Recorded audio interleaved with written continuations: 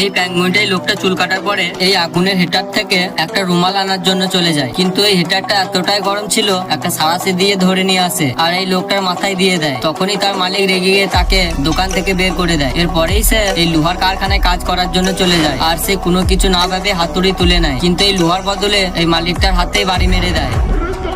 এরপরেই তাকে এই কারখানা থেকেও বের করে দেয়, যার কারণে পেঙ্গুইনটার অনেক মন খারাপ হয়ে যায়। তখনই সে একটা রেস্টুরেন্ট দেখতে পায় আর সে এই রেস্টুরেন্টে খাবার জন্য চলে যায়। এরপরেই সে কুকুরটাকে একটা অনেক বড় বার্গার অর্ডার দিয়ে দেয়, কিন্তু সে বার্গারটা যখনই খেতেই যাবে এই কুকুরটা বার্গারটা সাইড করে নেয় আর এই পেঙ্গুইনটার কাছ থেকে আগে টাকা দেওয়ার জন্য বলে, কিন্তু এই পেঙ্গুইনটা তাকে খালি পকেট দেখিয়ে দেয়, যার কারণে তাকে এই দোকান থেকেও বের করে দেয়। যাবার আগে আপনি কোন কোম্পানি ফোন ইউজ করেন তা কমেন্ট করতে ভুলবেন না।